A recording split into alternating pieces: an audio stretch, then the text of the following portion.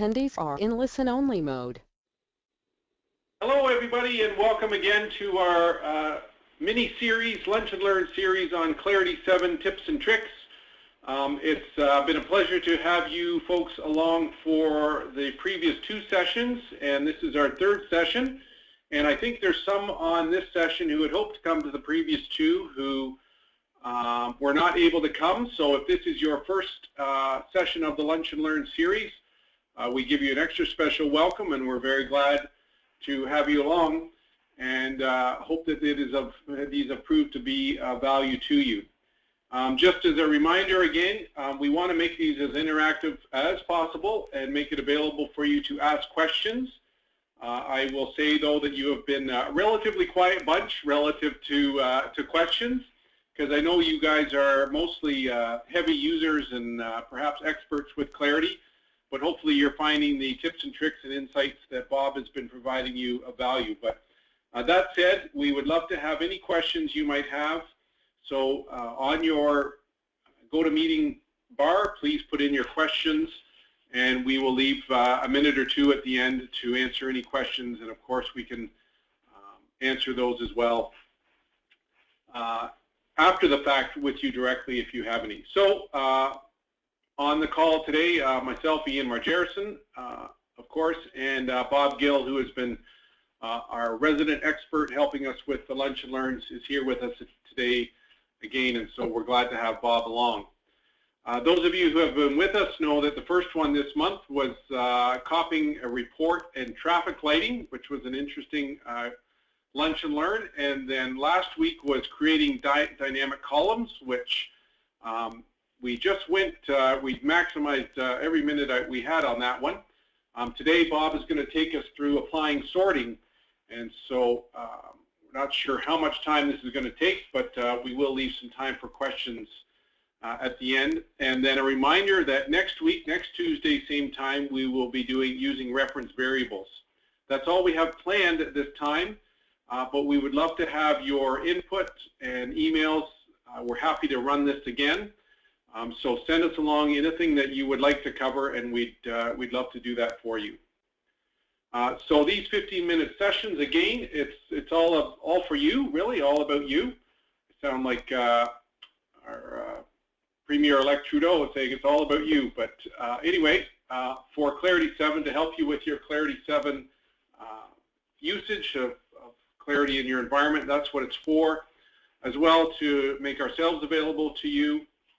And then for some of you who we may not already be working with, just to remind you that we are experts, of course, with the Clarity product, both with FSR as well, Cognos Disclosure Management, as we work with the Office of Finance. But a lot of our focus now is in the Cognos environment with Cognos TM1 as the upgrade from Clarity 7 for budgeting, planning, and forecasting, Cognos Express, where it makes sense for customers of particular size, Cognos BI. Also getting involved in cloud and offering cloud-based transfers of your solutions, and Watson and Predictive. The other item there, Planning Analytics, an exciting new solution from IBM that may be the right choice for some of you as you move off of Clarity down the road in IBM Planning Analytics. And this is an exciting thing that is coming out now that we'd be happy to share with you as well. So without further ado, I want to turn it over to Bob for applying sorting and today's Lunch and Learn. Thanks so much. We'll be back to you at the end with any questions you have. Bob. Great. Thanks, Ian. Make sure I got the screen there. Okay, so yeah, so today we're going to walk through some so here we have the agenda up here. We're going to talk about sorting. Now, when it comes to sorting, there's really a couple different layers to it, so that's why it kind of gets its own spot here. So sorting in general is when you want to have, we want to select which columns to apply a sort. We want to select which columns to apply a sort to on a grid, either before display or on demand. So a lot of folks tend to think that sorting can either has to happen before the template or report is shown on the screen. That's not really the case. There's a couple of options when it comes to sorting. So there's a sorting tool, as well as there's features around, there's a sorting feature. And once the sorting feature has been enabled, folks can actually do sorts really ad hoc on whatever the data is being displayed. Now, if I have time, I'll also talk about Cascade, linked documents, goal seek, and format, but that's only if we have time towards the end. So we'll get right into it. We're going to work with the same template we've been working with so far. So here we have a forecasting template where we've got actuals for some period of time, and we've got remaining base plan or forecast through the end of the year. Now, when we look at this inside Clarity, we have our template here. These are dynamic columns. These are dynamic columns here in column H and column I. So our actuals show up for up to whatever period we've selected. If you want to know more about how to do the dynamic columns, please watch the previous Lunch and Learn. And then the same goes for the budget piece. Now, if we want to add sorting to this, so first thing I need to do is I go into my Features tab, and I may have the tools already there, but up on the top in the ribbon, you'll see the sorting feature. When I click on the sorting feature, it's going to automatically add the sorting section as well as the first sorting rule. So let's call this sort by, just call it sort. And then these are just drop downs. So here I can select which range I want to have, what I want to use as a sort. In this case, let's sort by the full year amount. So I'm going to select the range. I'm going to say sort by my full year. So here I'm just selecting column. Now notice once I select that column, it actually creates a whole Excel named range for that, for column G. I can select whether I want it ascending or descending. And I have up to 3 sorts here. So I can select other pieces that maybe if there's 2 amounts that have the same total for the year, then what do they sort by?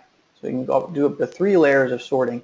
And this is the sorting that happens before the template or report is displayed. So this is why I'm talking about the levels of sorting. This one here shows up before anyone sees anything. And then you select what it applies to. So this is typically the row range that you want this sorting to apply to. And it can be multiple row ranges. Maybe you want to have a certain sorting that there's summaries at the top and then there's detail at the bottom. By applying the sorting to multiple row ranges, you can make sure that different grids are still in the same sort order. So in this case, we just want to make sure we're sorting our account information. Notice as I hover over that item, it shows me on the preview pane on the right-hand side which particular row range would be sorted. So I'm going to left click on that one, and now I see from a sorting perspective, I've got my sorting element, I've got my first sorting rule. I can see it's going to use this column G to sort through my data set of all the rows in my row range account. So I save this, go back into Clarity, this is a parameter, I can pick whichever period I want the last period of actuals to show. Now you'll see how it's using this full year to sort this way. Let's play with it a bit. Let's say we want to go the other way. We want it descending. Save that. Let's open this again. Now it's going the other way. So you'll notice how it's using a column. This is just a formula. So I'll show you in Clarity here. So this is just a sum formula. This can be any formula you want. It could be a number. It could be manually entered. It just has to be a column that is not dynamic. Using dynamic columns would probably work, but you may get unpredictable results. So my recommendation is to try to use a column that is not dynamic when you're selecting the sort piece of the sort feature. So now that's the sort feature, and I also want to touch on the sort tool. So if I go in here and I look at my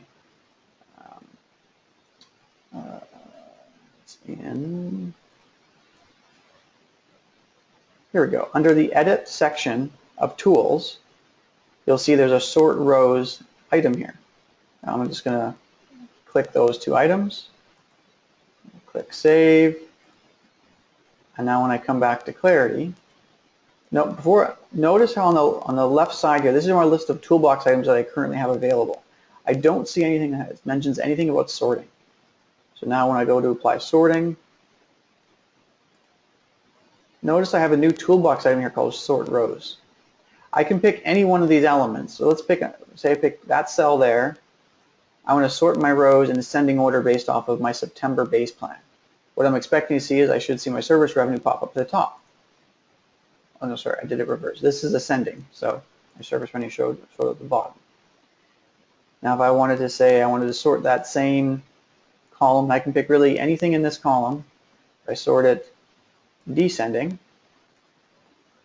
there I see it's sorting by my September base plan, descending from the first row. So the two layers of sorting to think about is first, what sorting happens all the time when the report first shows up. The second layer of sorting is, well, what option do we want to give folks the option of being able to sort by anything that they see? Maybe they want to go back here and say, well, I do want to sort by full year. So I'm going to sort by descending full year, and I see my product revenue pop back up to the top. So I'm back. I want to show this one more time. So for the sorting that happens before anyone sees anything, this is the feature available in the features ribbon that you need to create a rule for. And in the rule, we select which column do we look for the sorting number. And then you have the 3 layers of that, and to which row ranges does this apply. This can be multiple row ranges. And then separate from that is the tool available in the edit section of the tools feature. And if you don't see the tools feature on this features work pane, you can select it by just using this one here, this tools feature. And then down here we see our sort rows. We want it enabled in the toolbox, and I usually put it in the right-click menu as well. Now, the sort rows item is one of these items where you really just need to turn it on here in the tools in the toolbox, and you're good to go. Now, one thing, there's a couple of other items that are very similar to that. The fill down and fill right, the percentage change. A lot of these toolbox items that are available, right out of Clarity, stock standard, that don't really require any configuration, I recommend playing with them to see if they meet your needs. So let's pick one. Let's look at Cascade next. So I'm going to enable this Cascade element. I just save the item. Now notice I don't see anything around cascading. Actually, no, I need one more piece. I need to add Cascade as an item here. So for cascading, I'm going to say I'm going to include cascading on my time element right there. I just need to select that. So there's one more step. It's not just including in the tools, but adding the cascade item and including it there. And then when I go back to here, I'm going to pick August 1st. And now I see the same thing before, but I see a cascade element. So now I can say when I click Cascade, I get a sub-menu of any of the dimensions on which I can cascade. In this case, it's really just page options. So I select that one. I can select which items I want to cascade on, and I'll show you, rather than explaining it, I'll show you what cascading does. Is I select 3 parameters. Now when I click OK, notice how it's automatically opened up 3 new tabs. The first one being the same item with running as a parameter of January, the second one running for a parameter of February, the last one with a parameter of March. So the cascading feature itself is a very quick way of saying I want to run this same report or template I'm looking at right now, but with a couple of different page options. So I think we're just squeaking under time. So to recap, we looked at sorting, which is we select which column or columns to apply a sort to on a grid, either before display or on demand. There's the tools, where we can add a sorting tool. There's the features where we add the sorting feature. And at that point, you can select the row for the sort value, select the row range for the set of rows, and we've got to at least walk through the Cascade other toolbox item. So with that, Ian, I'll pass it back to you and we can wrap up and let people enjoy the rest of their lunch hour.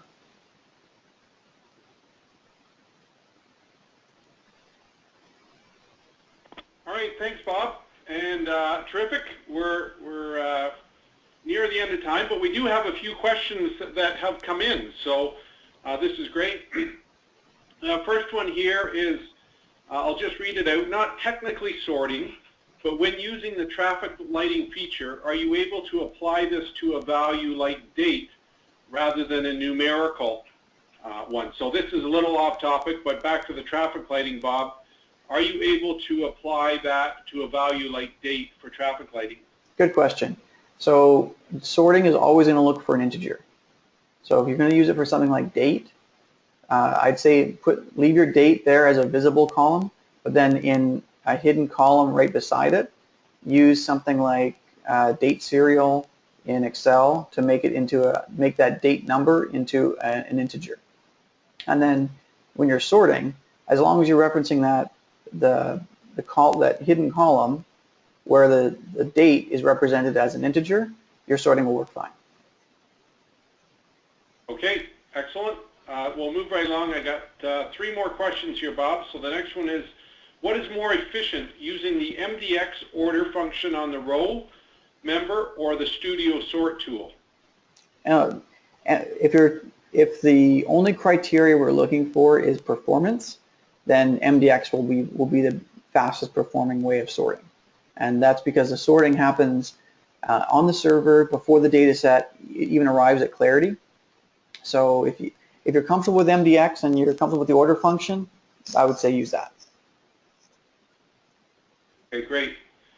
On the cascade that you showed us, Bob, what makes the multi-arrow select versus the single arrow select show up for the report? The multi-arrow select versus the single arrow select show up on the report? I think we're talking about the selection piece on the cascade. So the single arrow select is, I'm showing, I want to select the one element that I have selected and move that from my available options into my selected options. The double arrow is I want to take every option available and make that, select every option that's there. And then the reverse would be, if I've got anything that I have selected on the right-hand pane, if I use the double arrow pointing left, then that will take everything out of my selection. Okay, great. So if there's more detail looking for on that, just send us an email and we'll get that one answered. Last one that's in so far here, Bob, is can sorting be applied to Visualizer, in Visualizer? Good question. Sorting can be applied to Visualizer, but that goes back to the MDX question. So sorting within Visualizer is more likely going to be MDX expressions, it's very common. And Visualizer has a nice interface for putting MDX wherever you like, and you can reference selected items for that. So yes, you can do sorting in Visualizer, but you'll need to use MDX to do so. All right, excellent. Good. Well, that's terrific. Thank you, everybody, for your questions. We took you a few minutes over time, but hopefully that's okay. And thanks again, Bob, for walking us through this on our Lunch and Learn. And we look forward to meeting you guys all again next Tuesday. Just don't hesitate to fire off an email to me. There's my email address on the screen.